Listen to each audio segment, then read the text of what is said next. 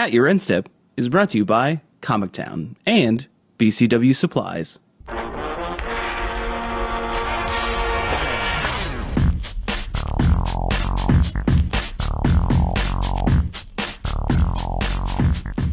Hello, and welcome to At Your Instep. My name is Morgan, and I'm here with Mike. Hello. And our apologies for missing last week. Due to some unforeseen circumstances, we just couldn't get together to cast, and sometimes it just happens. It was my fault. Had some family stuff, and Morgan was gracious enough to let me off and not replace me. So Yeah, but we're back, and plus, like, realistically, there's not necessarily a whole lot. We have like some tournaments to talk about and stuff, but Standard's not really popping. But we're going to talk a little bit about Legacy because that's obviously what happened. But a lot of our focus is going to be on the Guilds of Ravnica stuff. I mean, we weren't planning on recording until Thursday anyways because of the some of the announcements, and then we just got to wait for PAX anyways. So honestly, you know what? Cut it right here, Morgan. We planned it. Yeah, exactly. We planned it this way. This is definitely all arranged. Don't worry about it. We know what we're doing. Yeah, don't ask questions about it. We definitely foresaw this coming and it being very fortuitous to us. Hopefully, there's not a ticking this time either. So we had to. Yeah, no metronomes this time. I swear. But as I said, a bunch of Guilds of Ravnica stuff has since been released, talked about, discussed. So we are going to be talking about that a lot, along with some new products to talk about, and that's kind of where we're going to get started with our community segment. So let's just jump right in. So we have two new products that they're going to be coming out. One isn't. I mean, one is just a gift pack, so we've had it. Yeah, okay, you're right. Updated version. So we have the updated gift pack that is going to be coming out, and then the newer product though is Magic Game Night. So what this is it's sort of like Magic being sold as a board game, if that makes any sense to you. It does to me, but I've read it. Yeah. So basically, inside this box, you have, is it 5 decks? 5 decks. Yeah, one of each color. One of each color that are pre-constructed that you can kind of just crack open and play against each other. It's sort of a larger multiplayer style game. And against 1v1 if you want to you do have plenty of options on how you actually want to play these, but they have unique cards in them that can only be found within this product, which is kind of interesting. And some reprints that are interesting, but they're not legal anywhere else except for any format they're already previously legal for. It's not standard legal. Yeah, it's not standard legal, but there's like Languish is still like modern legal, but right, yeah. I was gonna say, I guess the new cards wouldn't be modern legal either. No, they aren't. This is getting confusing. They are legacy and vintage playable though. No, I mean they're legal to be played. They're not playables. They're actually illegal cards. Yeah. So, but this is something that's cool. I think this is how you probably get a lot of people to purchase, Magic, as someone who is like, I've heard of this, but I don't know how to get into it, and I have a game night that I go to weekly, so let's try this for a week and see if it's something that we want to get into. And I think that when you do that, you make Magic a lot more approachable to someone that is new, someone that doesn't necessarily have a history with the game. And, this is interesting. It's something new, and I think like they're going to continue to try to figure out what that thing is that they can sell to get people on board, and we'll see. I think it is. It's fine. Like these products are never for us. Like I'm never gonna buy this, but it is weird that like there's also like supposed to be a Dominaria inspired like board game style that was supposed to come out already, and then it got pushed back to Christmas, and then we got this announced. It does seem like they're fighting with themselves. I don't know. Yeah, this seems like a cool thing to just put into the closet, but they've done this a couple times now, and they've all been fairly average. Like we had the Nicol Bolas one too.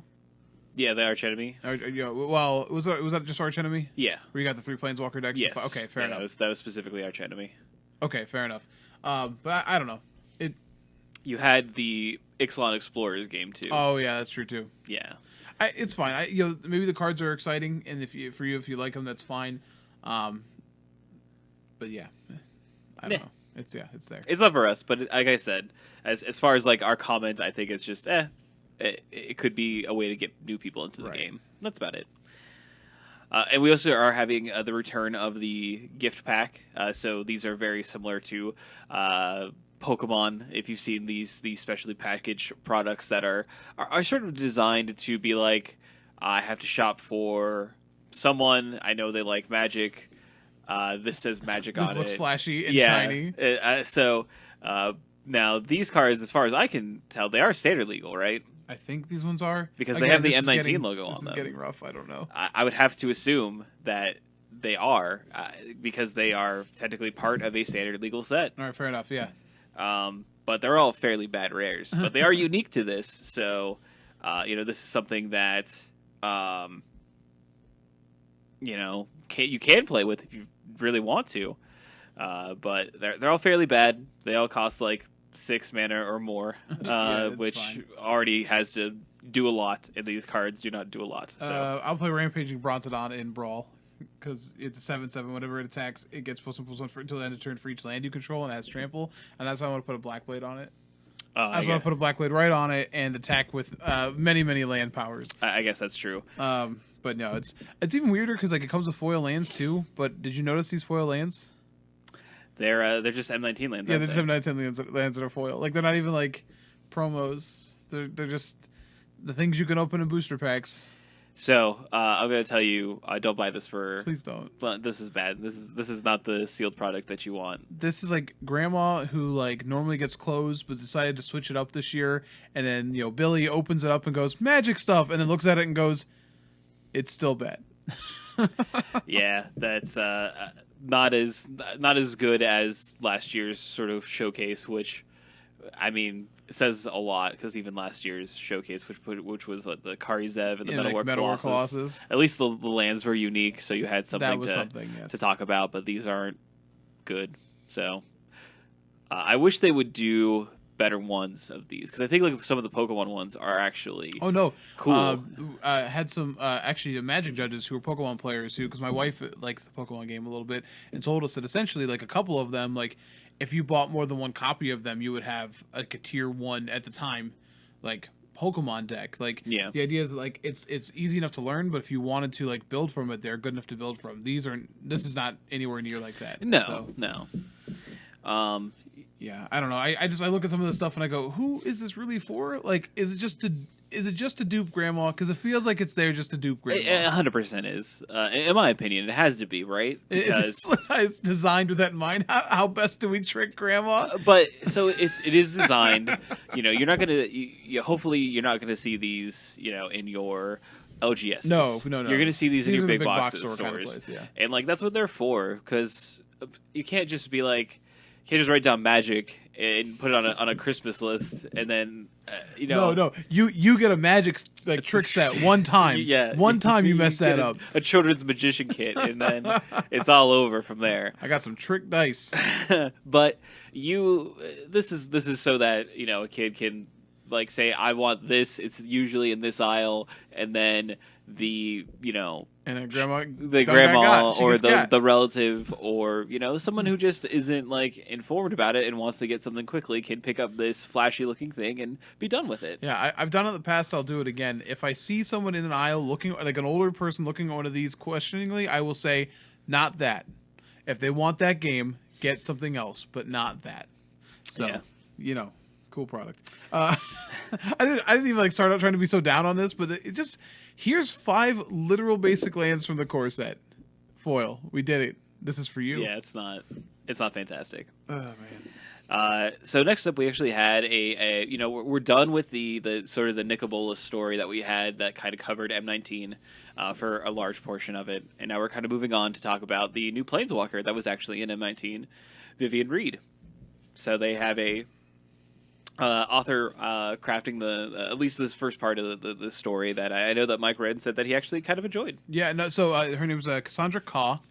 If you listen to the Vorthos cast this week, they were talking about her, being a very like she definitely has a lot of magic knowledge and like has a very distinct view of planeswalkers, which sort of it does this. But her writing style is awesome. I really enjoyed it. The story is called unbowed, but like Vivian has like a very special bow, so it could have been unbowed.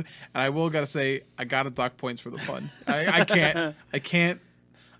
But I think that Unbowed Part 1 is the best Ixalan story that was written. So maybe that will tell you everything you need to know. And maybe you're going, I don't understand why it's an Ixalan story. So Vivian Reed, her whole thing is that her people they communed with nature. Her bow specifically, and I gotta remember what it's called. I was gonna call it the arc bow, and that's not it, is it? I can't remember. It's in here. I'm sorry. But essentially, like, everything, like, it has the spirits of like animals. She can collect animal spirits. All the spirits from her home plane are like in this bow. So when she fires an arrow, she like sort of communes with the spirit and like, all right, I want this creature to appear, and a magical like spectral version of that animal appears, which is a very cool ability. And her planeswalker doesn't show that at all, which is a little awkward, but it's very interesting. And Nicol Bolas is responsible for destroying her plane. It is the arc bow. You are correct. Yeah. Oh my gosh, I did it. But it's ARK bow. No, it's I don't know. I still got it. Yeah. I still got it. So she's sort of like, as opposed to being like a heroic figure who's now fighting against Bolas, she just sort of like hates civilization and is now out to protect animals. So I don't know, maybe she's the PETA of the Magic multiverse, but essentially she's on Ixalan then, because she knows that the Vampire Conclave, like the they have in their home city that's referred to, and I can't remember the name of it, but they have a giant zoo, a menagerie essentially that they collect, and like of course has like dinosaurs and stuff from the plane, and she's not about that. And like she goes in with the essentially trying to wreck stuff and like kamikazes it, like has no intention of getting out. It's just like, oh no, I'm just gonna take a bunch of you with me. And it was an interesting take on green, because like I think we've had we've dealt with Nissa for so long, who is very calculated, very like she communes with nature, but she worries about this. Vivian's the other side of green, which is close to red, like that green red sort of like you're hurting this. You are hurting them. I'm going to stop you from hurting them. Yeah, sort of like what we had with Garrick, honestly. Well, yeah, very much so. A very primal sort of representation of green, and we haven't had that in a long time since Garrick gone. No, yeah, but I gotta tell you, Vivian though, as a communicator, as a personality, already more impactful than Garrick ever was. Yeah, well, now, granted, Garrick never got really any sort of good story like ever, and he was essentially being turned into a demon the last time we saw him, so he was like, Garrick mad. Garrick's mad. Let me kill Planeswalker. Let me take axe. Let me take axe. Don't put Hedron in head. Oh man, poor Garrick. But like Vivian, just like all of her it's well worth the read, because all of her interactions with people are just like the things that a character would normally say in their head, she just says out loud. And the vampires don't really, because like the vampires are like aristocracy, they don't really know how to deal with this. They're just like, okay, and it's like, yeah, no, it was very interesting, and I'm excited to see where it goes. And I don't know if she'll be in Ravnica, like on the plane of Ravnica or not, but I gotta tell you, based on what we're seeing so far, she would not be a fan of Ravnica. She'd take one look at the Gruul, who are like, yeah, we live on the outskirts because they built up the city. And she's like, well, let's burn this down. Whole city, all of it. Well, what if there was no city? It's like, wait a second. Like, but the whole plane's a city. You heard what I said. Like, I burn it. Fire. It's a big fire. It's a real big fire. The plane turns into an actual comet. So I think it's very cool. This author has, again, Cassandra Khash, she has a very, very distinct voice. Vivian sounds like an interesting voice, and for a time where we don't really even have story to tie into anything, they're just giving us this because they want us to know about Vivian. This is very cool. Yeah. So it makes sense. I mean, obviously, with Vivian just being a new character, it's important to sort of set up the character. You normally wouldn't necessarily. It is important to set up the character, but they don't always do that. I know. So I've got to applaud them for doing so. And since we didn't really, normally when they do it, they have a expert level set that they can tell a story with, right? And have a character introduction that way. But this time, having a character introduced in M19, you don't really have that flexibility. So it was awesome. Like honestly, I love I love that they've gone back to this a little bit, because I think before they were so worried about showing us pieces of like, this is the plane, but now like they're it's almost like what comic movies are doing. They're getting away from the origin story and just like naming things. The M19 took place on Tarkir. Like, we didn't really have to tell us anything about Tarkir. Like, you can go back and figure that out. You know what I mean? This happens on Ixalan, which wasn't that long ago standard-wise, like, set-wise, but, like, you know, you need to kind of know what Ixalan is, and that's okay. And I really like that. Like, you don't have to spend all the time being like, welcome to Ixalan. For those who have forgotten. Right.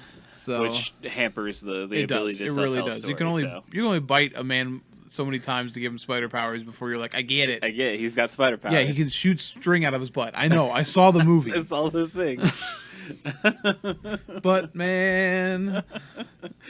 So the next thing that we want to talk about is definitely not Buttman.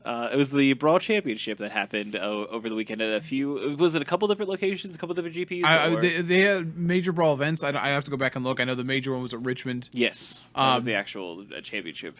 So Gavin Verhey top 4'd it, which is both good and bad. I don't actually know how that works. Yeah. Yeah. Okay. Shout out the Fire Song and Sunspeaker won the event. So see, Buy Box promo was too good. Busted. I want to talk about Brawl a little bit just because like I talked about it here before, and like Morgan's played a little bit, but myself and former guest on the show, our friend Brian Keller, who we really have adopted the format. We have. I think now we do have 20 decks between the two of us. Yeah, because we've added 2 this week as we are gearing up for our own Brawl Invitational.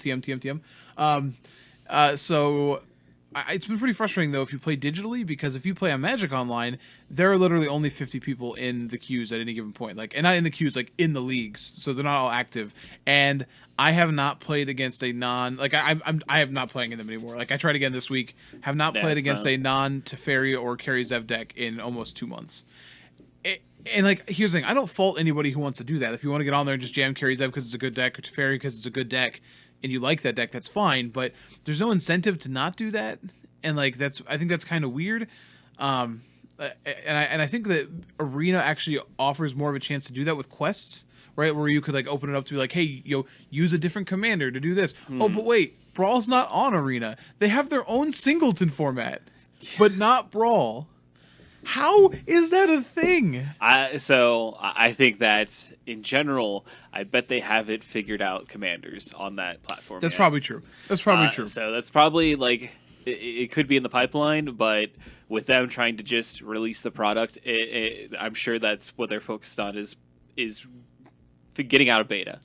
And getting into 1.0. Yeah, and I get that. It just seems weird. Like, if they didn't have the format at all, I think I could understand that more. But like having a format that's so close and it's just not being it, but you're also at major events trying to support those. Like, I think there's some flaws with Brawl. One, there are a bunch of pictures all over Reddit of these Brawl events where like somebody default won like the playmat because they were the only one who showed up to play. That's upsetting because I like this format. We've seen a bunch of formats come and go, like Tiny Leaders and. What was the super standard one? Oh, Frontier, that's it, right? And like Brawl's, like I latched on to Tiny Leaders and that disappeared. But Brawl feels different because the card pool's so accessible. Like I think that's really the difference. And I get it. That's why Frontier maybe felt accessible to some people. So I won't fault you for that. But it's weird that they're pushing like 4-player pods like Commander at these events, but then like obviously Magic Online can never support that. Like I personally like 1v1 Brawl a lot better than the multiplayer. Magic Online does support multiplayer games. Okay, that's fair, but not Brawl, which is you could probably maybe in like casual. Yeah, like, it's a make your own queue thing. But see, like the funny thing is, I think that's why you and I appreciate Brawl because we play it casually. Right. The decks that you and Brian have created are not necessarily like the min max, highly tuned. Oh no, competitive, for sure. like quote unquote competitive decks sure. that. People playing 1v1 online want to play because there's real stakes, and when there's such low stakes, though. I get it, but no, I get it. It's money's money. You're right. That's what people want to do. They want to win. I tweeted at Gavin Verhey about this because I was getting frustrated. Just like there's also pictures on Reddit, and I had this happen to myself. I jumped in the queue and like went about my day. Just because like I knew it would be a wall of fire. I left it after 25 minutes. Apparently, it does time you out at an hour. Yes. And there's a bunch of pictures of that. And I said like, hey, like I like this format, but I'm worried that it's dying. And his response, which he did respond to his credit, said that there are definitely some plans in the works, but I can't announce anything yet. But many great things with time. And I get that he has to be vague, but I tweeted back at him. I was like, I appreciate the response, but like, it's effectively going to die. Like it's effectively dead already. And once it rotates, and like Carry Zev is no longer a deck. And honestly, Teferi needs a lot of tuning. Those 50 people who are playing those decks, what is their incentive to rebuild? So I don't know. I think that I mean, other than you may want to just have a standard collection of some persuasion. sure, So yeah, you might just have the cards. yeah, I get that entirely. But like, I think that even for those people that are just jumping those queues with that, like the reason they're in those queues is because they just want to take the 5-0s. Like the guys in those league are the 5-0s. Like I'm sure they've made good profit on that. But once it stops firing, like even they can't make a profit on something that doesn't exist. yeah. So I don't know. I wish it was cool to see like them doing brawl specific events.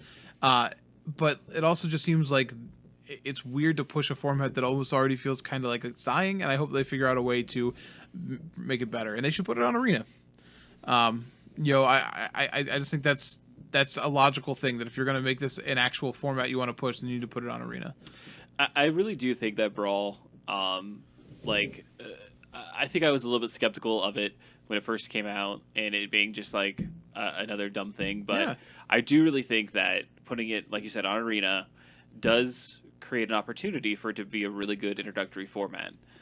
Just for the sheer fact, it's obviously a little bit different than Magic, which is a hurdle. So you're not necessarily teaching people things like how to play an actual, typical constructed deck, or learning how to draft. But the fact that you can build a deck with a bunch of singletons, and you get to explore the card pool that you wouldn't normally get to do. That's when I think we've enjoyed the most. Is it just cards that don't have any way to see standard play, like Right. realistically. And I'm not saying they should. Like I'm not that person. Like I like brewing. I like finding a way to get those cards in. But like this is a logical place to put those cards and to give them a little bit of value, because in the current standard format, like chaff is really just chaff. Brawl helps that. Yeah, exactly. And I just think that Wizards themselves have to figure out what they really want to do with Brawl. If they want it to be really a multiplayer, focused thing, and that's all they're really going to support is multiplayer Brawl, because you have Commander, right? But you also have like 1v1 Commander. Commander and 1v1 Commander have different ban lists. Yeah, they're treated differently. Correct. And with that being how it is, typically. To be fair, and not to cut you, and I apologize, but Brawl is already sort of set up like that, because the life changes and stuff, like if I remember correctly, the life change rules were only for 1v1, or at least originally, when they were shifting that. So they were at least taking that into account originally. I'm sorry not to cut you. Yeah. And I do think that in the end, with WotC continues to support it, it's going to continue to support it at a multiplayer sort of format, which is different than what you would see 1v1.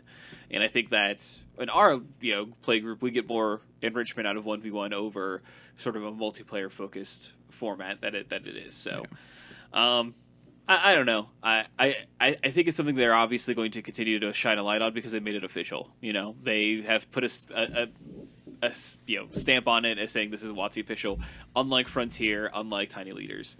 So if they're going to do that, then they're going to have to figure out a way to support it, and I hope they do. Yeah, me too. All right. So now we get to talk about Guilds of Ravnica. We had a bunch of stuff happen both last week and via PAX over the weekend. So we actually have a heck of a lot of information about Guilds of Ravnica, and it's all, as you would kind of expect, or hope at the very least, it's all pretty exciting. We do see the return, unfortunately, of the buy box promo, which is the first thing we're going to talk about here. I actually think we shouldn't. I put this in bad order. I think we should talk about mechanics first, because Okay. mechanics lead us to the buy box promo. Okay, well then here's what I'll do. I'll combine it. We'll talk about mechanics, and then to further hit home the mechanic, we'll talk about the buy box Fair promo. enough. That sounds good. So let's start off with the returning mechanic. It's going to be for the Celestia Guild. It's Convoke, and I've heard. I think it was Mark Rosewater or someone else that had heard from him, or part of the development team or whatever. But they said that Convoke was the perfect Celestia mechanic. So why try to figure something new out for it when we already had when we already hit gold? And one of the I think this is the second technical card that we've seen from guilds. There was an earlier leak that is out there if you really wanted to have seen it already, but this was our sort of first view into it. this set and the mechanic is Impervious Great Worm, and this is going to be our buy a box promo. It is 10 mana, so 7 generic, 3 trees or 3 green, for a 16/16, and it's a indestructible worm. Dun, dun, dun, dun. With Convoke. So it's just a big boy, just one big boy, one big wormy boy. Yeah, you give all your power to Captain Planet, and he comes down. Yeah, so. exactly. So as far as buy box promos go, this is right at the like Fire Song and Sunspeaker level. In my opinion. No, honestly, not worried about this one at all. Yeah, weird. Don't want it though. Definitely don't want. Definitely not inspiring me to go out and buy a box. It turns out. So no, but the Shocklads will probably do that. Oh, you spoiled. Yeah. Also, Shocklands. Surprising, literally 0 people are also going to be coming back. I have a bone to pick with Steam Vents. It is neither steamy nor venty. Yeah, that was pretty so I don't loud on Twitter. I don't get that part, but all right. But so you're gonna have all the ones that are associated with the guilds, and the guilds this time are Boros, Izzet, Selesnya, Dimir, and Golgari for guilds of Ravnica. So all the corresponding Shocklands will be also released in this set. Then the next thing that we have that's not necessarily going to be standard legal, but we have these guild kits that are also going to be coming out. We're not going to finish the mechanics. Dang it! Sorry, I'm looking at this article. And yeah, I know. I'm so sorry. I get sidetracked. Yeah, so continuing on with the mechanics, the rest of them are all new. Sorry. Which one do you want to talk about next? Let's go in the order of the article I posted. Let's go Dimir next. All right, so probably the best. Probably the best mechanic. At the very least, the most spiky. I feel like this is the most spiky mechanic, and that's why it appeals to us. But it's Surveil. Surveil kind of functions like Scry in that it has an X cost, so it's Surveil 1, Surveil 2, etc. But it is, look at the top card of your library, and you can either keep it there, or put it into your graveyard, not at the bottom. Yeah, someone definitely argue better Scry. Better Scry for the most part. And yeah, we've already seen this on a couple spells. We have a new counter spell that is just counter target spell, Surveil 1, which is similar, which is better than what does Dissolve. I mean, yeah, I guess if you've decided that putting the card in your graveyard is better, then it is better than Dissolve. Yeah. So it kind of just depends. But, you know, we have, obviously, we'll talk about the Golgari mechanic. Good old Golgari over there. You know. How's it going, Gary? Golgari, Glenn Ross. Golgari, Glenn Ross? Oh, man. But we have, their mechanic that we'll talk about, which is very graveyard-centric. But we also have, Search for Execanta in the standard format, and the modern format, the legacy format, everywhere that card is seeing play. And, hey, that's a card that really wants you to get things into your graveyard. So it flips over and becomes a very powerful land. And being that this is, a base blue/black mechanic, it might be good. Might find a home there. It might be, a little bit of peanut butter and jelly, but a little goober, if you will. A little goober. Got a little goober in it. So, but I would say like this is on track to be one of the stronger mechanics in the set, and Agreed. It's good because Dimir's always had pretty garbage mechanics. That's actually true. I don't necessarily know how powerful Transmute was, but I've never heard anyone want it back. Yeah, While I see people are like, oh, we could just keep Surveil forever, right? Like that's just replacing Scry, right? Did you say ICP? Next up, Boros. Yeah, so Boros, I actually think got a pretty good mechanic as well. At least it's very flavorful. It is what the Boros are want to do. It is Mentor, which is hilarious because there's a Mentor mechanic in Eternal, and it's pretty funny to see. Be like, oh, okay, I guess you can get the trademark on that, huh? But so Mentor is whenever this creature attacks with another creature. I don't know if you actually had to be both creatures. When a have to be creature with mentor attacks, you can put a +1/+1 counter on attacking creature with less power. Okay, so the both creatures at least have to be Yes. attacking that are involved.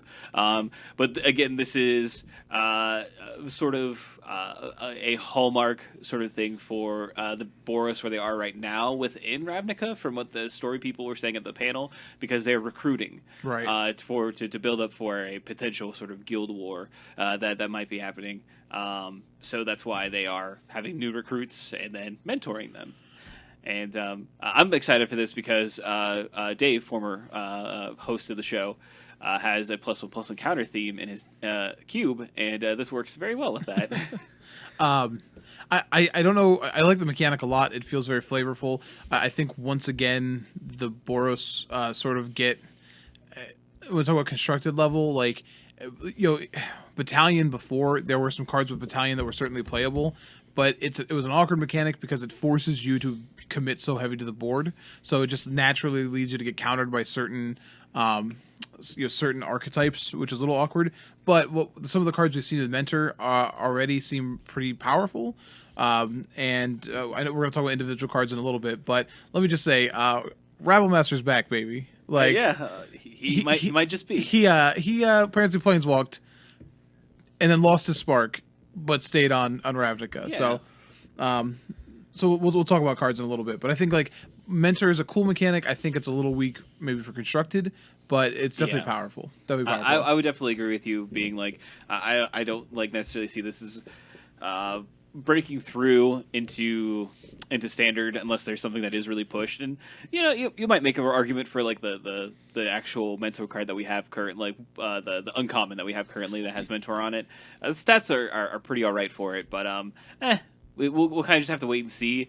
I wonder if they will have cards similar to like the bolster reward cards that we had for like cons block, like the all your creatures with +1/+1 counters have flying or first strike or something like that. They can't obviously reprint like those. Yeah, directly, so you're saying like an Absent Falconer like has mentor and then yeah, that's interesting. So something that would probably wouldn't get counters on itself easily, but could do it for others. Interesting. Okay, maybe.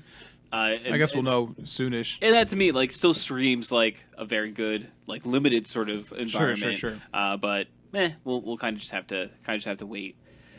What's next? Golgari.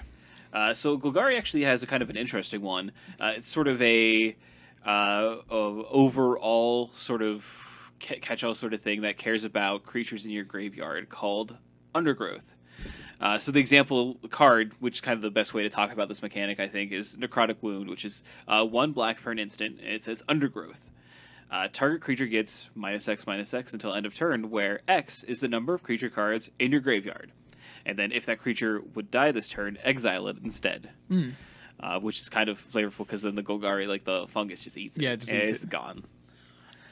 But yeah, this card would have been great, first of all, if we had gods. And could have just like, oh, Scarab God, cool, dead. Like, it just gone. I mean, you say that. So Undergrowth, I think, is a weird mechanic because it has to have enablers. It has to have enablers. Like, and again, the last time we saw Golgari, we got like Grizzly Salvage. Which, if we get Grizzly Salvage again, then yeah, sure, you got an enabler. Hey, we have a good portion of Grizzly Salvage on a 1/1 creature. You're not wrong. You're not wrong. But I think like one creature doesn't immediately like in Modern, one creature added to something that already existed for an archetype. So if they're also going to give us Faithless Looting and like Street Wraith, then sure, why not? But I think the cards with Undergrowth inherently are going to sound very powerful. Like a two mana removal spell that can exile sounds pretty great. That's 1 mana. Oh, sorry, 1 mana. My apologies. So you said, 1 mana sounds very, very good. But you know what I mean? Like, was it Vendetta is the one I'm thinking of? Similar idea. So I think Undergrowth as a mechanic sounds powerful, but I got to see the enablers. I got to see how you're getting those things into the graveyard. For sure. I think like that's why Undergrowth is sort of still a mystery. Yeah. But I now makes much more sense why we have like Stitcher Supplier. Yeah. In M19, it's like, oh, okay, you definitely need that velocity. Yeah, to pull off this mechanic. You might need that. So, but that's cool. I'm excited about it. I think Golgari had a busted mechanic with Dredge. And then had a really kind of lackluster mechanic in Scavenge. Yeah, it was fine. and Scavenge was much better in limited than it was ever in constructed. Sure. And depending on what you can do and enable, this could be fairly powerful in constructed. I do like how they have continued to stick with, the Dimir, none of those really work together. Sorry, I don't know what to tell you. But like the Golgari, technically, like both the Dredge and I just lost the word. Undergrowth. Thank you. No, Dredge. Scavenge. Thank you. Work really well with Undergrowth. So which is they've always tried to Yeah. do that, which is cool. Yeah, I mean, Convoke and Populate obviously work well together. Yes, that and, is true. Dimir just I don't know what to tell you. They're rogues. They're Because just the jack of all trades. Transmute, and then you had Cypher. Scythe. Oh god, Yeah. this is so bad. Yeah. All right, is it? What is it? Okay, the Izzet mechanic is Jumpstart. I'm not playing this stupid game. You can cast instant or sorceries with Jumpstart from your graveyard by discarding a card, paying the mana cost, and exiling the Jumpstart card. So this is fixed flashback, i.e., flashback was always inherent card advantage because you got a second spell. Mm-hmm. This one makes sure that you are still trading a card for casting this spell. But essentially, it is flashback. Yeah. This is kind of interesting, just for the sheer fact that this works really well with Surveil. It does. To be perfectly honest, but I think a lot of people they're so down on this because it's like, oh, it's just not flashback, and I'm like, yeah, I mean it's not, but the thing with like flashback is you didn't get certain things. Like this is a discard enabler, which is kind of interesting. It could be, you can discard another Jumpstart card to another Jumpstart card and like have a chain Right. going, and you can do other things with like, if you Jumpstart a card, do X or something or Y. Obviously, like it is different and still the same to flashback, and I think that we just have a lot of homers for flashback. That's all I'm saying. It's a fan favorite mechanic. It's not just fan favorite. Like flashback's an amazing mechanic. It's incredibly powerful. I think like when you look at it, maybe in this current standard format, giving only one guild flashback, because when we've seen flashback, generally it's been across all of the colors. Like flashback is a set mechanic, not a guild mechanic, and I think that is the problem with flashback as design space. Like, okay, only the Izzet get flashback seems a little crazy, actually. Yeah, it seems rough. So Jumpstart makes sense, and I agree. Like Jumpstart, yes, you can chain them together. Jumpstart just feels more Izzet too. Like the Izzet kind of are bad at things. I don't know if you know this. Like I love the Izzet. Blue Red's great, but for every one of them that's like super cool, another one is like a goblin that like blows himself up because they're not perfect when they're experimenting. So the idea that like it's a little bit messy to continue to experiment makes sense. Yeah, they are all the scientists that are continue asking, can we, not should we? Yeah, like the Izzet really do border on like the lab maniacs from Unstable. Like it's not that far away. Oh no, they're a hop, skip, and a jump. Realistically, they're just less fantastical and more grounded, for lack of a better term. But, well, a lot of them fly, but I guess that's true. You got me there. So- But I do think that the Jumpstart works is very flavorfully. Is it? I and that's agree. why I like it, and it's close enough to it's close enough to flashback that people are still it's still going to be good. You could do so many interesting things with this. Just the sheer fact, like, oh, cool, I have this land. Cool, I just jumpstart this spell. Like, I turn my land into an actual card. I also think it's important to know that like generally when we get these kind of formats, especially now that we know that we're getting the shock lands, rarely do we just see guild decks. This is where like by the time we get all the shock lands and we have all the check lands, we'll have pretty good mana bases. Yes. So these tend to become 3-color like wedges pretty quickly. So like your jumpstart card could be pretty good with like like you said, surveil. All right, I would keep saying survey. But even like cards that might have undergrowth on them that are one color or another. Like there's a lot of ways it starts interacting with the other mechanics, and I think you have to remember that. So yeah, and so there is something to be said that there is another mechanic that exists that works pretty well with Jumpstart. And we just had it recently, which is Madness. That's true. Now, do you think there's a guild that like Madness would work like really, really well in? Huh. Nope. Can't think of one? Never heard of them. Can you think of a guild that's always kind of had pretty middling mechanics? Oh, I mean, yeah, most of them, but I think you're talking about the Rakdos. I'm assuming that's who you're talking about. I am. That is my current going theory, is that if we don't get Unleash, and Unleash is like Fine. it's a very fine mechanic. We're not getting heck bent. Yeah, no. Honestly, some have said we might get fixed heck bent. Yeah, which is one or less. The Hazoret clause. Yeah. But I really think we could get like Madness. I think Madness is something that flavorfully works very well. Yeah.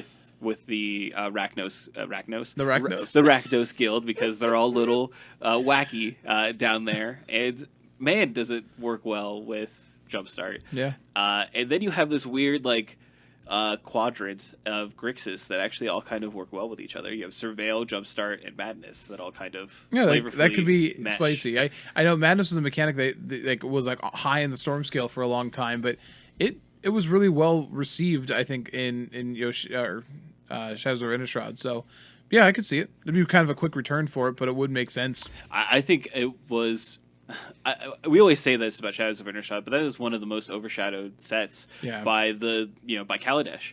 And Zendikar. And Zendikar, wedged. It was always between these huge sort of sets that never really let its own mechanics break through. And like Madness is one of those mechanics that was back, but you definitely I played a lot of it. You played a lot of it. To be fair, I played a lot of Fiery Temper, and that's about it. Yeah.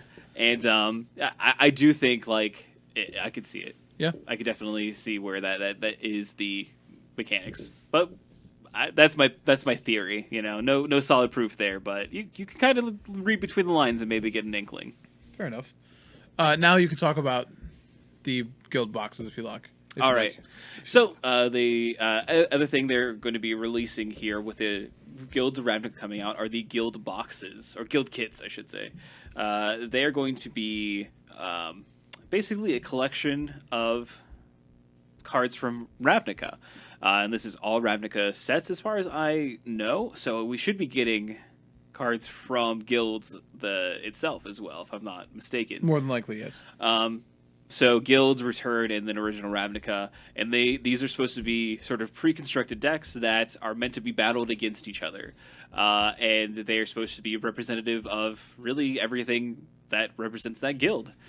We've got some interesting sort of reprints coming out in them. We have things like Deathrite Shaman for Golgari, Nightvale Spectre for Dimir, Glare of Subdual for Selesnya, Boris Rekner for Boros, and Electrolyze for Izzet as some of the marquee cards that have sort of been released with this.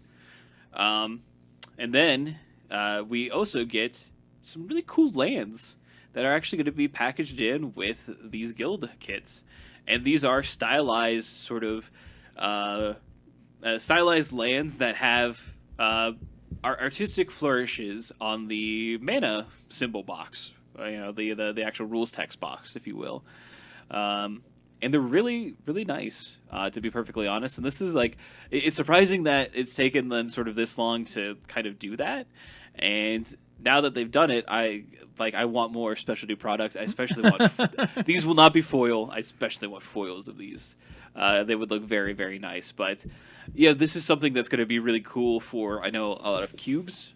People have already, I know that Keller, who we mentioned earlier, has a Ravna cube, and these are going to be his new cube lands, because why wouldn't... Yeah, you just have to buy 1 million boxes of them, but... I mean, you just have to buy the singles. Like, I don't know where the cost, like, what the efficiency ratio is for either. that. But they're very, very cool, and I wish these were actually just the basic lands in the actual set, to be perfectly honest. If they wanted to do something really cool, then they should just do this. I think these are especially cool because they have the guild symbol for the rarities. I think that's definitely cool. I agree with that. I want to say a couple things about this set as well. One, some of the guild leaders who are representative of their guild got some sweet new art for this that you got shown. Yeah, we have Niv Mizzet and Aurelia showing up with some awesome new art, and I don't know if these are going to be foil or not. I'm not sure if that Aurelia's foil. That's going to be gorgeous. Like the Aurelia the War Leader art is, it's just gorgeous. So typically when you see foils, they have like a star. Yes, so you could see if that looks like you can see the star if you compare it to like another rare, like it doesn't another returning card, Legion Loyalist. Yeah, So I do think like these are going to be the sort of marquee faces of the set and makes are sense. going to be foil, but that is I don't think we have actually official confirmation on that yet. But it's gonna be sweet. And then we also get a reprint of Tolsimir Wolfblood, which if you know what Tolsimir Wolfblood is, this is a 3/4 legendary creature elf warrior, 4 generic green and white. Other green creatures you control go +1/+1. Other white creatures you control go +1/+1. And it has an activated ability of tap, create a legendary 2/2 green and white wolf creature token named Voja. This is a legendary character who had a legendary wolf pet with him. A mount, I should say, too. Like, it was everything. And has never gotten a token. Never. It better have a token in this. They said they're going to have tokens Okay. in them, so you can get it. No, this said they would have tokens, but it better have this token. I can't imagine it not having a Voja token or a Voya. I do like seeing all these... soft J. Yeah, I don't know. Voya. Anyways, I do also enjoy seeing all these legends with the new frame. I think they look cool. Yeah, the new frame is a really good touch, and Yes. I want to see every legendary creature in that frame because it just looks very, very good. Play flashback formats on Moto. You'll see it. And a lot of them look very, very good with that. So I think this is actually a pretty cool thing because it's a way that they can reprint like a bunch of cards. I mean, hey, when were they going to reprint Legion Loyalist? Let's be real. Like that's going to be a hard card to reprint, but they found a way because to do of it. Battalion, yeah, maybe a little. And these are full of going to be full of pretty powerful cards that are fun to play against. And if you really like connect with a guild, which I know a lot of people do, then you can get their guild kit and like have what basically feels like a little piece of the guild. Have a guild off. Yeah. So we talked mechanics. We talked some of the guild packs. Talked buy box promo. Where do you want to talk about? Do you want to talk about some of the cards specifically for guilds, or do you want to talk about the masterpieces? Let's talk about cards, and then we'll finish up with the masterpieces. Okay. So we got a bunch of cards dumped from packs. Yes. Which was kind of cool. It's kind of sad they didn't stream it, but we got good pictures. This should go without saying. We got 5 of the Shocklands, as was mentioned, all with new art. So a third art for the Shocklands, and all with new flavor text as well, which is kind of cool. I know that some people like Morgan were upset about the Steam vents that had neither Steam nor vents on it. I'm sure the foil is going to look pretty cool because it's got a bunch of lightning, but that lightning is not Steam. So I don't. Lightning is not Steam. That is your science fact of the day, everybody. But I think the Watery Grave actually looks really good. Yeah, the Watery Grave does look good. I agree. I think like most of the other previous Watery Graves we have, they've all been very like dark, and this one is a little bit more airy and mysterious, which I think better represents not better represents, but another sort of side of the guild. This feels like you stumbled across it and you weren't supposed to be there, and now you're dead. Yeah, it's fair. To that end, I think the Overgrown Tomb also is a better take on what the Overgrown Tomb is. Yeah. Like, it's actually like the throne room for, assumedly, Vraska. Yeah. So, which is kind of cool for a little bit of story piece. I think the Sacred Foundry doesn't look good, personally. No, this one I think has the old Watery Grave. Yeah. Where it's just very dark, and I think it definitely is still like a foundry, but it also now it's like, oh yeah, that's actually just a foundry, because it's all smoky and covered in soot. It's like, oh yeah, no, I guess that would make sense. Temple Garden, I think, looks fine. Yeah, it's just Temple Garden. Yeah, it does look like Temple Garden. This is definitely not the Temple Garden that I would ideally pick. There were definitely some better Temple Gardens. So I mean, you had Rob Alexander do the original set, so like, come on, like it's hard to compete with that. So I guess maybe card wise, let's start with Ral, formerly Jace, formerly Vivian, formerly I don't know, any number of stupid planeswalkers. This is a 5 mana, 5 loyalty walker that ticks up to draw a card, ticks down to kill something, and has a crazy ultimate. Did I describe it well enough? Yeah. All right, good. Ral is at Viceroy. This is 3 generic blue and a red for a 5 mana legendary planeswalker. Ral. I like how Ral kind of looks a bit older here. Like Ral, obviously he hasn't aged too much, but he looks a little more serious than he has in the past, a little less cocky, maybe. +1, look at the top 2 cards of your library, put one of them into your hand and the other one into your graveyard. So again, this is draw a card, but it does work well with Jumpstart. -3, Ral is a Viceroy, deals damage to target creature equal to the number of instants and sorcery cards you own in exile and in your graveyard. Again. which is fun. I had to work on this wording when we made the design a card thing about like the you own in exile, but essentially once you've jump started a card, it's still going to count for his minus, which is cool. Yes, it's a nice thing. It's super important. And then -8, you get an emblem with whenever you cast an instant sorcery spell, this emblem deals 4 damage to any target, and you draw 2 cards. So you probably just win the game once you have that ultimate. Yeah. So I don't know. Again, like this is fine. Like all of its abilities are competent and they work well with the guild. But I've said before, and I won't spend too much time on it. Just the cookie cutter 5-mana planeswalkers are boring as all get out. Like there's just this doesn't feel like. This feels like a generic Izzet mage, not Ralzeric. And Ralzeric isn't a generic Izzet mage. Like that, I think that's they've worked so hard to establish him as a character who like he desperately wants to be part of the Izzet, but he's also like this cocky planeswalker who thinks he's better than everybody. So now he's just fallen in line. Yeah, I don't know, and especially if you know the machinations behind the scene where like Nicol Bolas' task with both Vraska and Ral of taking down the guilds. Right. So either through taking them over or by destroying them. So I do feel like this card is kind of phoned in. At the very least, it works with like what the Izzet is doing in this set, and you know sometimes you have to sacrifice flavor for functionality. But I do think this card is cool. Another Nixilis, you know. Yeah, it really is. Or said the Jace, whatever when he was a detective. Yeah. I think that again, like I don't get me wrong, the card's fine. I think it's awkward. I mentioned this to you, Morgan, that it's going to fight for space with like the Mirari conjecture, which is kind of what this all wants to do. But cool, we got a new Ral. I don't know. I guess I'm not. I should be more excited, but these generic walkers, like I said, like go back to Vivian Reed. We just talked about her story, how she has this cool weapon, how all these things, and her card just doesn't show it. It's just a 5-mana walker that ticks up to draw a card, ticks down to break something. Yeah, it's just a generic green walker. Yeah, and this is like a generic.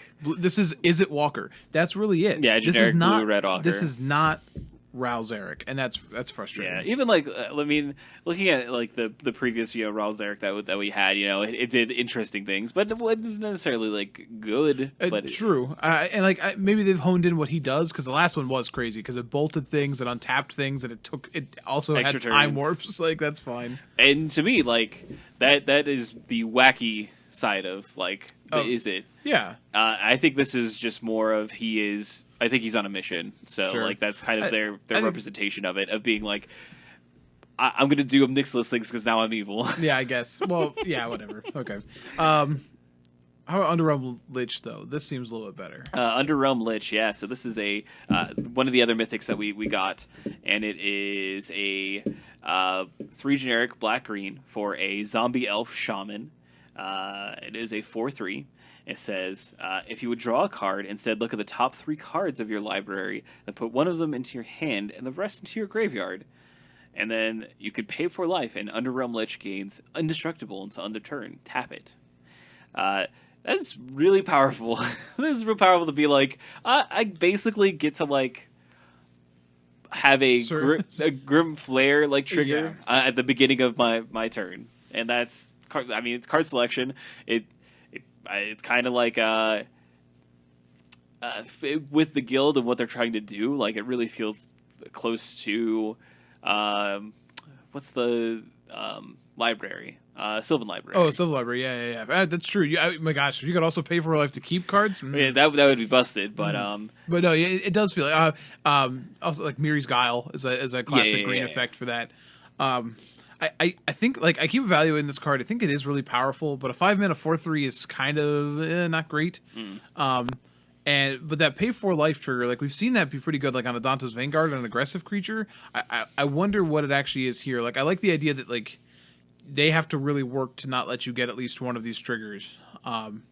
But that 3 toughness is going to be rough with Lightning Strike sticking around. So I think this card's powerful, and we talked about needing enablers. I don't know if your 5-drop is an enabler for Undergrowth, but this card is certainly powerful. And if you get to untap with it and start churning through your deck, then this is how you run away with the game. Is this card? So yeah, it is like important to note that we obviously have one of the best accelerants we've had in Standard in a while, and Llanowar Elf. Yeah, that's true. So I mean, like that elves, is Llanowar Elves. Sorry. yeah. So like that that definitely says something about like possibly landing this card on turn 4, which seems fairly good, and this seems like on paper to be fairly powerful, but we'll see. I mean, I think it feels mythic though.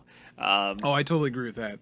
And it could potentially be hard to kill depending on what kind of removal you're playing. We still have Vraska still has contempt for this creature, so no worries about there.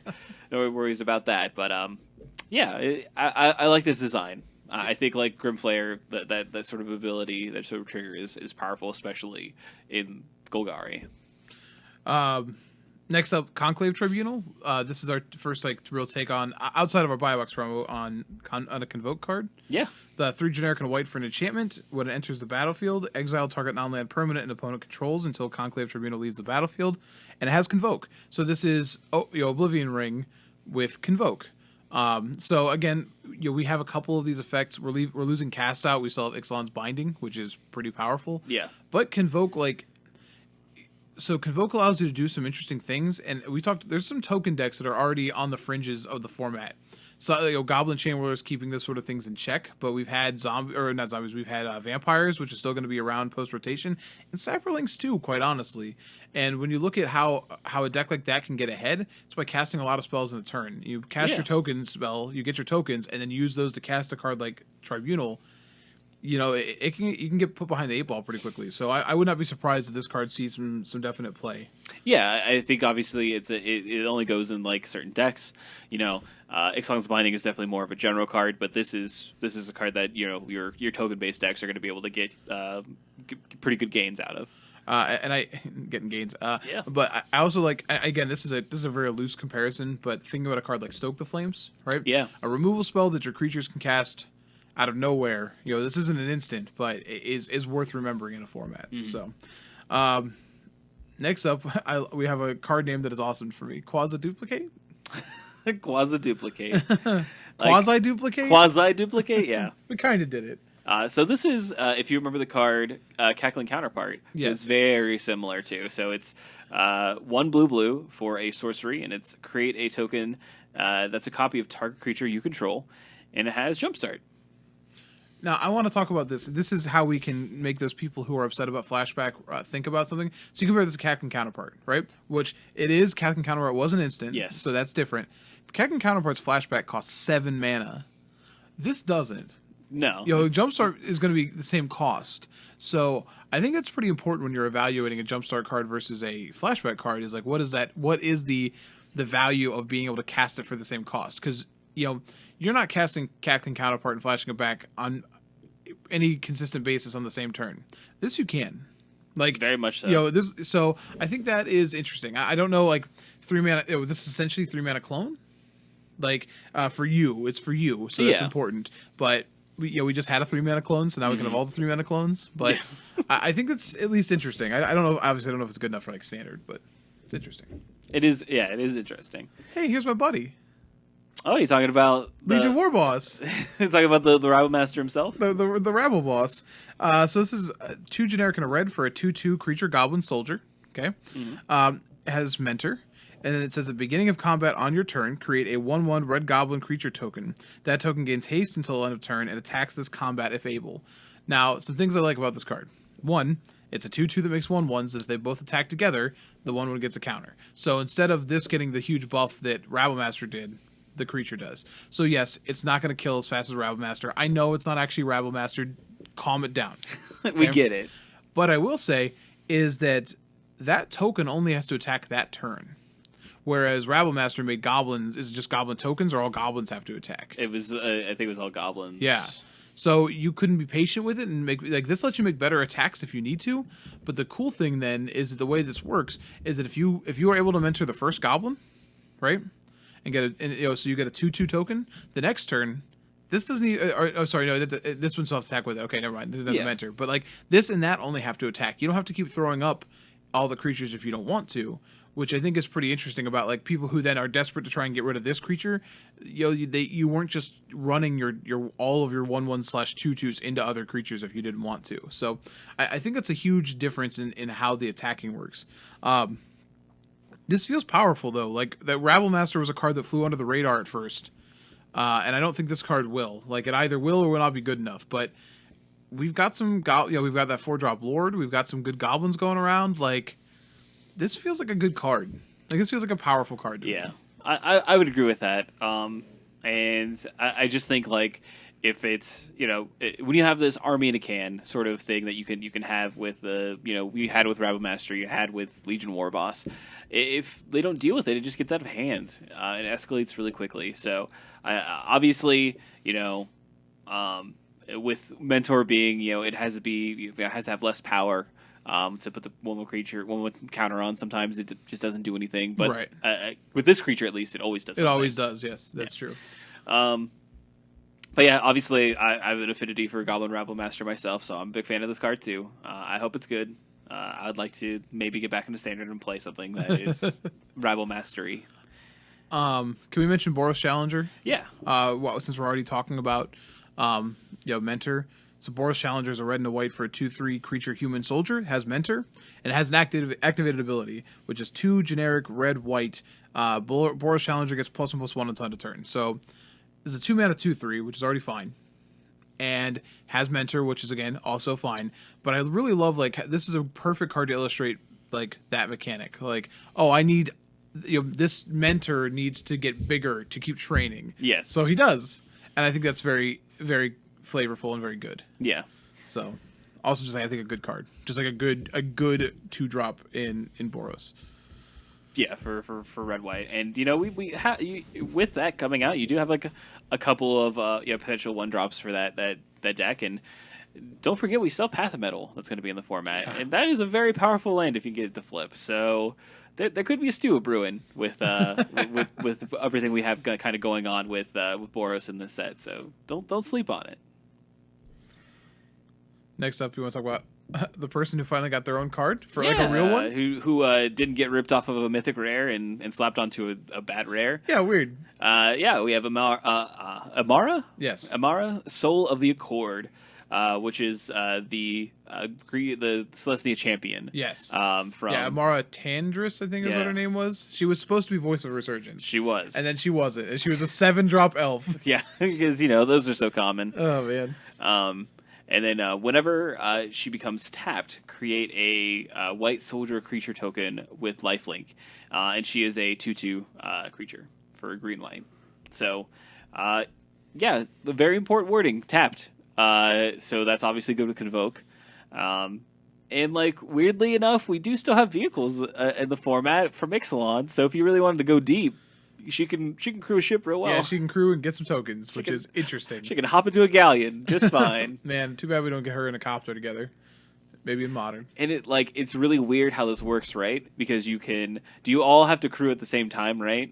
Is that how it works? Yes. Okay, so that's off the table. But it's kind of interesting. You still you can crew and still get a blocker, which is kind of nice. Yeah, that is actually crazy. So beyond that, we got a couple of cards that we've already mentioned a few of them, like the Necrotic Wound or Sinister Sabotage, which is a counter spell. But we should mention an interesting reprint that we did get to see. Oh yeah, Narcomoeba, little floaty boy, a little jelly man. Yeah, so if you don't know what Narcomoeba does, it is 1 in a blue for a 1/1 illusion that has flying, and it has some rules text, and it says, when Narcomoeba is put into your graveyard from your library, you may put onto the battlefield. So this is something that we would see commonly in Dredge to enable really broken things in the legacy deck, like Dread Return and stuff like that. So that's where we commonly see this card, but it does have some interesting interactions with Surveil, obviously, because that is going directly from your library to your graveyard, so you can theoretically play all your free Narcomoebas if you really want. But this is a card that's played in modern. It's a card that is played in legacy and vintage, so it definitely has a deep roster being played. And I don't know if it's going to be good enough for standard. We really don't have anything that super enables it other than Surveil, or like Stitcher's Apprentice. Again, but then Undergrowth works really well with Narcomoeba. Yeah. So then you got yourself a little Sultai stew going. So maybe. But I think it's like it got upshifted to rare, which is kind of weird. Mm-hmm. But maybe at lower rarities it was too good. Who knows? I think at lower rarities it's probably a very confusing card. Oh, that's true too. Like I think if this was like common or uncommon, remember what set it was from? It was from Future Sight. Future Sight, which was high complexity. So this is probably a card that you read, and if you're a newer player, you read this card and go, I do not get it. So what? That could be it. I have to do what? All right, so we got one more real piece of information from all of this dump at PAX, and that was about Planeswalker masterpieces. Yes. Before we move into that, I do okay. want to say something was confirmed today is there will be hybrid mana. Oh, in nice. Guilds, which is something that's very popular. So I did want to, I saw that Maro had I did not see that. That's confirmed awesome. that today. So yes, that is the only other sort of returning mechanic. Is Boros hybrid. Reckoner reprint confirmed. All right, good. It's from maybe. Again, the card's Please. really good. I want my 3-drops to be History of Benalia or Boros Reckoner, and that's Lord. it. Just give me it. Let me have it. That'd be a lot. I just gotta. Hey, he's just a soldier, though. He's not necessarily a knight. I don't care. Oh, he's a wizard, weirdly enough. Yeah, he's a wizard, man. He's a wizard. Wait, no, hold on. That's way too good. Okay, first of all, him being a wizard, there's all these wizard matter cards. Come on. Oh my gosh, yeah, because I can play the wizard lightning bolt with him. Yes. Let me have it. No. Let me Too have strong? it. Give me wizard knights. Mage knights, quite literally mage knights. Let me have them. So yes, let's move on to the masterpieces before we get carried away with all these wizardry knights. There are going to be masterpieces associated with Guilds of Ravnica, and it's going to be different than how they've previously done this. So they are going to be releasing specialty booster boxes. That are going to be the masterpiece editions of Guilds of Ravnica. The Guild of Ravnica Mythic Edition. Mythic Edition, Yeah, excuse Mythic me. Edition. So they're going to be very similar to Guilds of Ravnica. They're going to have 16, I believe, regular guild booster packs, but they're also going to have 8 boosters that are going to all have specialty planeswalkers in them, and these are full art, like extended art. I should say not full art, but extended art. Yeah, edge extensions. All the way out to the edges of the frame of planeswalkers. You bring the whole card, but you won't even need the edge. And there's some pretty notable ones and pretty popular ones, and some kind of stinkers, but we have like Elspeth Knight Errant, Liliana Last Hope, Tezzeret Agent of Bolus, Duretti, Nicol Bolas Planeswalker, Duretti Genius Iconoclast. I figure there's 2 of them, but yes. The Spider Duretti. That's a 3-drop. Dr. Duretti? Dr. Duretti. Nicol Bolas Planeswalker, Teferi Hero Dominaria, the new Ral. Ral is it Viceroy, as well as the new Vraska will also be a part of this. And the first of all of the arts on these look great, and we actually, if you've been paying attention to some of the Reddit and Twitter rumor mills and stuff like that, we've known about a lot of these arts from a poster that they actually released that had a bunch of new Planeswalker arts on them. We were like, well, what are these for? Well, we found our answer. These look really cool, obviously. I like a lot of them. Most of them are really cool. I gotta be honest. The Nicol Bolas Planeswalker looks so bad. I don't understand it. I think it looks like his head got turned around. It looked like his head got turned around. He done did a Beetlejuice. I can see. Yeah. So here's the thing. I'm going to say this on this podcast. This is going to be the truth. Nicol Bolas, funny looking dragon. Yeah, no, yeah. Sometimes he looks cool. Sometimes he looks real derpy. When he's a planeswalker, funny looking. Actual dragon looks perfectly fine. But when he's like dragon, he's a bit small, is what I've heard. But actual like dragon man planeswalker, no, he looks doofy. The only really ones I want to like, we can talk about what this actually means. So for one, as it was mentioned, these are not a masterpiece. It's not a masterpiece series that is in the actual set. Correct. So you can only get them by buying the special box. And the special box will be $250. Yeah, $250, $249.99. And you only get 24 total packs in that. Yes. You get 16 regular packs and then 8 of these packs that will have one of these planeswalkers each in them. Yes. So you are guaranteed to get all of the planeswalkers. Right, and they are going to be foil as well. Right. So we can talk about the implications. I do want to talk about the cards themselves a little bit. If you haven't seen the art for Elspeth Knight Errant, I should say, I don't want to say Errant, but it is wonderful because it definitely shows us Elspeth, who is working for Erebos, and she's like, so we get our answer. She's still alive. Yeah. And she's still a planeswalker. Which, yeah, apparently I would imagine that if they're going to show her in like post stabbing, right? Yeah, in the underworld, and she's got her returned mask. She does. Is she now like working for Erebos? Like that I don't know. I don't know how that whole business works. Unfortunately, because it was implied before that the gods did know about other planes. At least Heliod did. Yeah. So, and there's like, you can go read. There's a whole bunch of stuff about who and what Heliod could have been. Yeah, the going rumor being that Heliod could have been a planeswalker himself. Yes. But man, it's really cool to see her like this, and like, obviously Elspeth was our goody two shoes, our hero who got wronged by the god of supposedly the white god essentially, and like I love to see, like, that makes me excited to go back and see her, like, where she is, like, because she's still okay. She's Knight Errant means a little bit different now for her, which is cool. And I also want to mention the Teferi, because like this is sort of the Teferi we got like the image of in his little flashback story during Dominaria, of him like coming to terms with who he is, and accepting his spark back, and like showing, like, I think it's just a really cool depiction of Teferi. Like, I think it's very good. So I know, Morgan, how do you feel about this Mythic Edition box? Because like you didn't seem to be too thrilled with it. I guess I don't really care. I don't really care. I do think that overall, if this were a set that wasn't a Ravnica set, that we weren't going to get Shocklands, that I would want them in the actual set to help with box prices. Or singles prices, I should say, not box prices, but singles prices, because Masterpiece cards sell sets. And with that not being the case, and this sort of being a product that is going to only be available through the Hasbro Toy Shop now. If you've ever ordered anything off of there when it's a special edition like Magic release, it's awful, and it's a lot of feel bads. So I don't think like that's the best step to take with it, for such a limited, what I assume is going to be a limited edition product. But it is nice that for the collectors out there that do really desperately want it, that they can just buy something and have it all. And I think like that solely for the collector who wants to have it, that is nice. That is a nice, I think, gesture. I think though that it leads to like this product's issue is that we have some pretty sucky planeswalkers to show up here.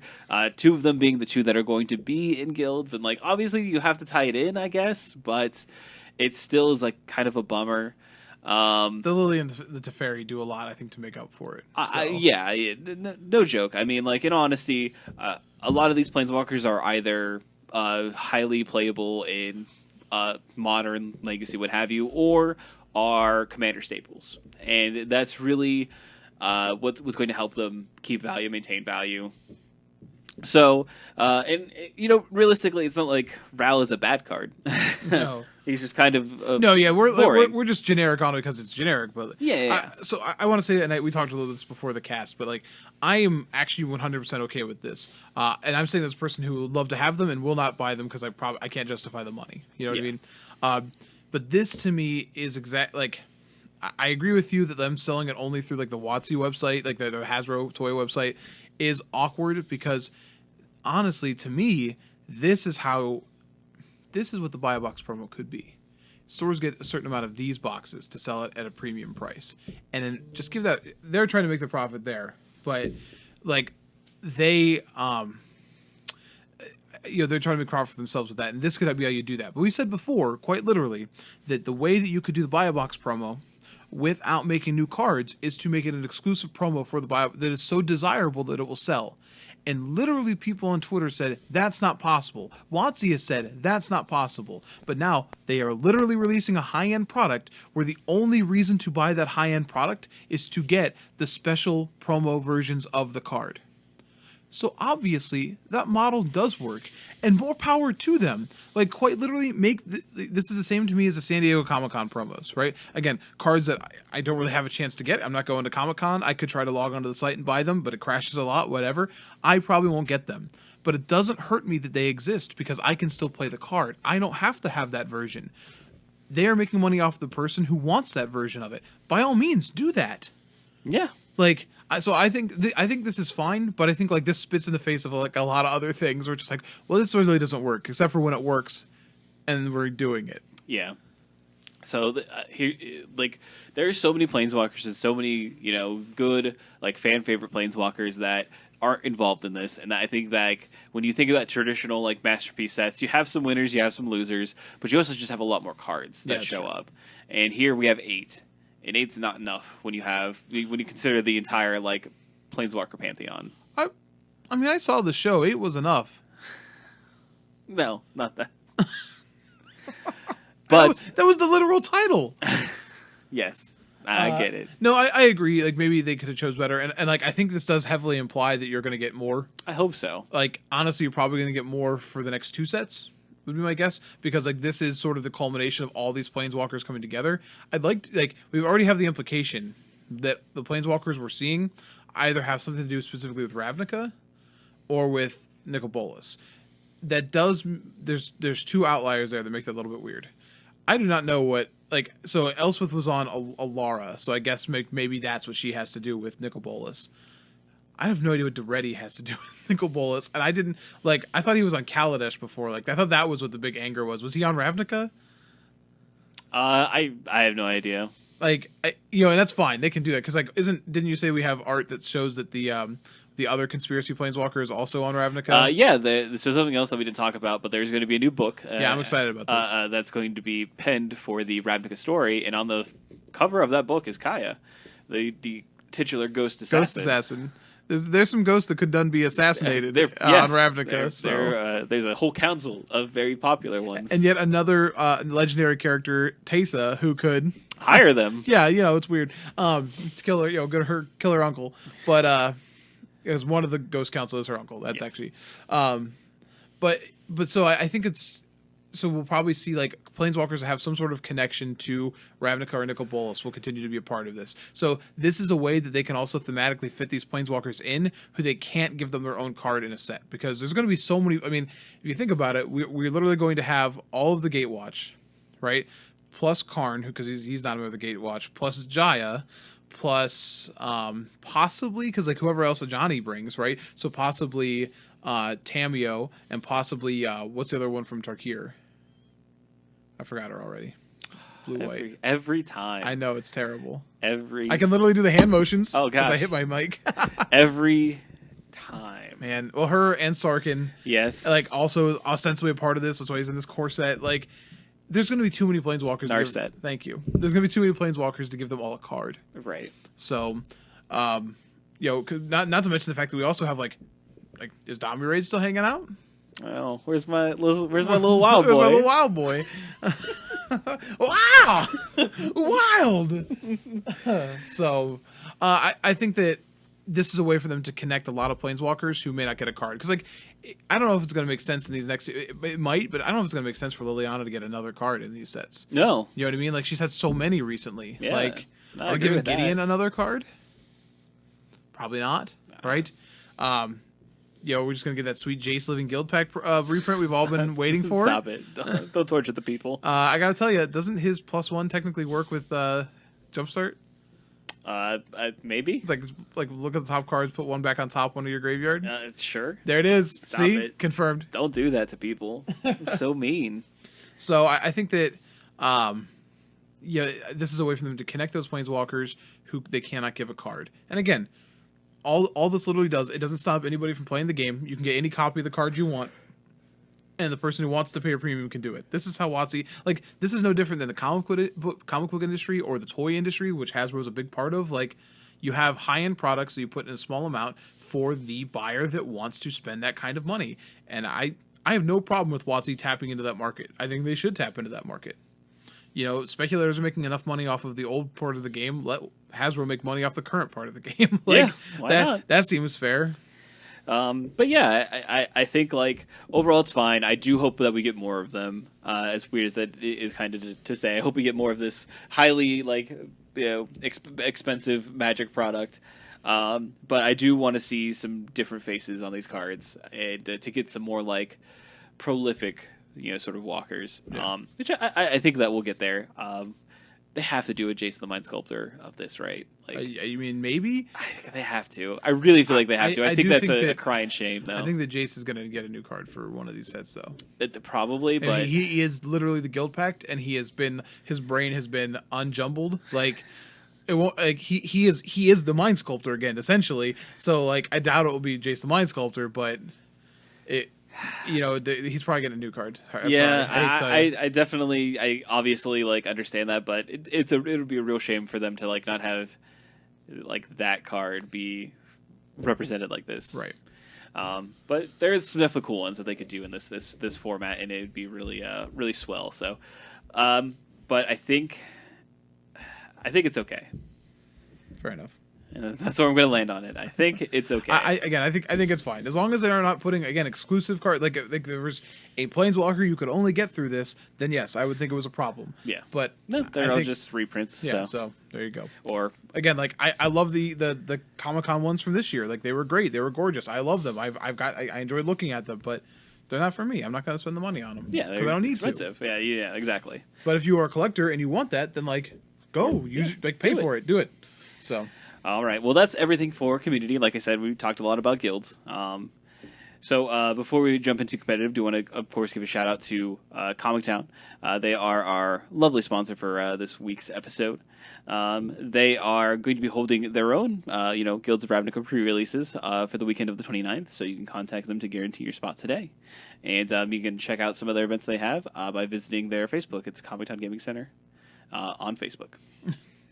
Point to point out that I believe they are doing guild packs again for pre-releases. So we're not sure how that's going to work yet, if you're going to have your special promo or not. But be aware that if there is a color, a color or a guild, I should say, you want to play, you should pre-register. Yes. So you don't want to be that person who like I was years ago, who's like, so Demir, right? And you're like, but no, but no. All right. So competitive. We're not going to talk about anything that happened the week that we missed. Yeah, sorry. It's kind of old news. Well, we are going to focus here on Grand Prix Richmond, unfortunately. And by focus, we're just going to talk quickly. I'm going to be honest. I'm ready to bust this out. Yeah, that's fine. Busting makes me feel good. So Legacy was the first portion of it. We want to congratulate Andrew Cuneo for taking it down. He was on what? Miracles, yeah, surprising, Blue-White. I know. So congratulations to him. But the event wasn't necessarily the real story. I think the real story was the tactic they used to do coverage, which was we have titled here the Reed Duke experiment. I should have called it the Reed Duke experience. Here, put this helmet on, and you will be Reed Duke. Yes. Play every round as a Reed Duke in our new VR simulation. The whole simulation is you just brushing the hair out of your eyes. It's definitely a serious simulation. 100%. Oh God! How does he deal with it?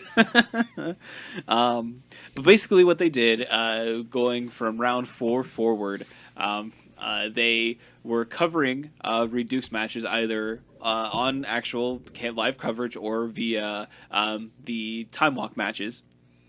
So you got to watch Reed Duke play Magic every round if you really wanted to. The matches that he was on camera doing for live coverage, they only had Marshall Sutcliffe in the booth, and Reed, and they had the table mic'd. They had Reed Duke's table mic'd, so you could actually hear the interactions of what's going on. And like that was really cool. And Marshall kind of took a step back and didn't necessarily over commentate what was going on because you could obviously hear what's going on, and you really got to see kind of what was, the experience of watching players play Magic. I liked it from what I watched of it. I mainly watched on Friday, but what I watched, I did enjoy, and I felt that it was it was effective. I don't think that from what I experienced, Marshall Sutcliffe was like overbearing, or you were really listening to how the games are getting played, and I think it helps that Reed Duke himself is a very clearly communicative player. So it was really easy to follow along with what was going on in the board state, and then, but yeah, I think it was enjoyable for me. Yeah, I thought it was it was kind of an interesting idea. I will say that I think it was maybe a little awkward if you're the person who comes in and goes, "This is my chance. Like I'm gonna get you're not gonna get a feature match because Redo has all of them. He's got dibs." But I don't think that's honestly a real issue.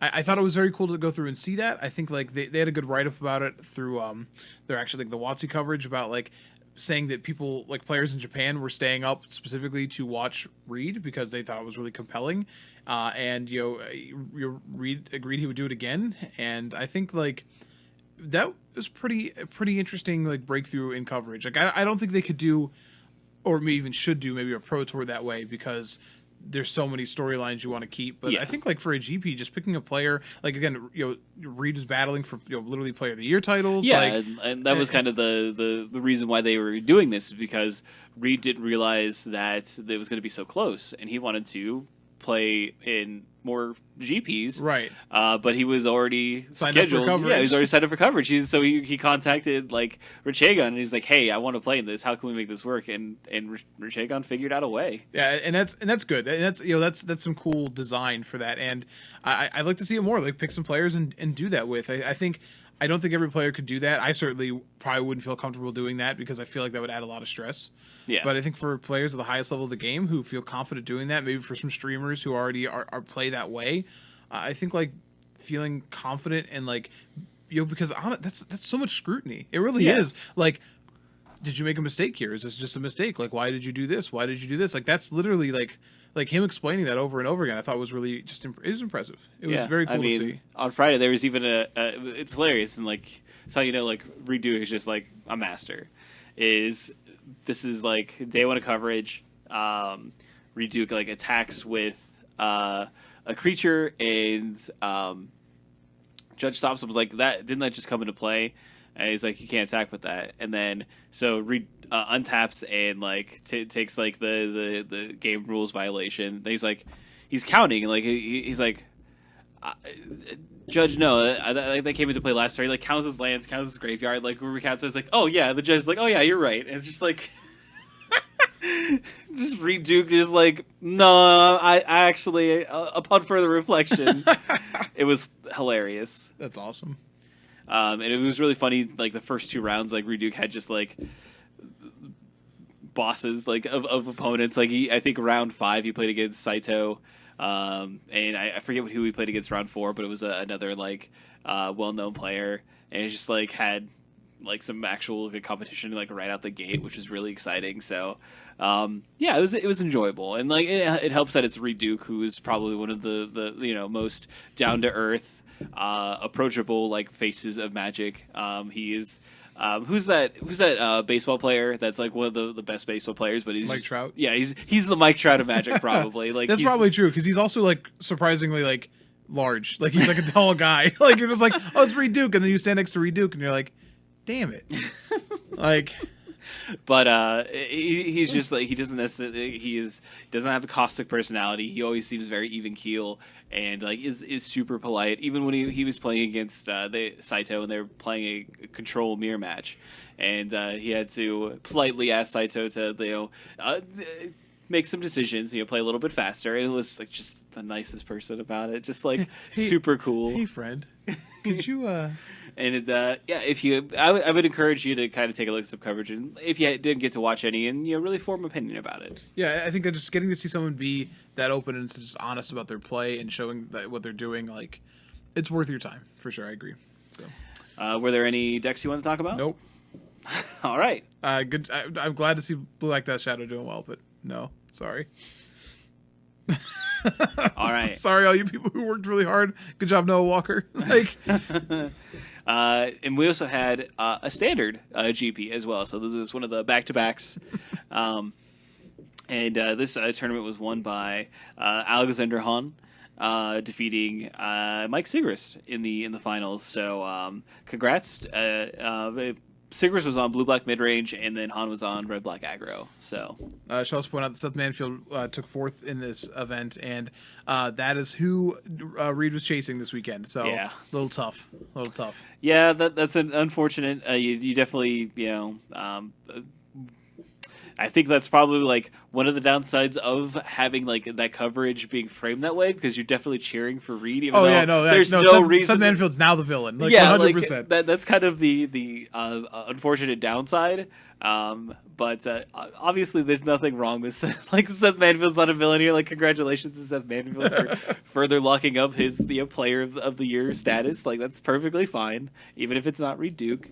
But this is standard, and it's still literally 10 copies of Black Red Aggro or Black Red Midrange. It's literally like a bunch of different decks, and then like at the top 8, it's always like 4 to 6 Black Red Aggro. Yeah, Watts has to be decks. so happy that like this deck is rotating, and like not even close, like rotating. Like, you have Chain Whirler and a Phoenix, and then the rest of the deck is gone. Yeah, they have to be pretty happy about that, because this deck is disgusting. Yeah, So, it just hasn't been fun in a while. It's very good, and it is showing how good it is. So that was Richmond. That was what happened over the weekend. The only other storyline that's kind of hilarious is if you were following Cedric Phillips, he definitely had a notable and very palpable hate of Militia Bugler, which is something that he's rallied against very often. But he played humans in Legacy, which is he's been kind of pioneering a little bit, and but he was mainly talking about the PTQ winner Ross Miriam, who played humans to a win with no Militia Buglers and ripped some militia Buglers on Twitter. And then he played Thalia, right? He played the 3-mana Thalia. Heretic, Cathar.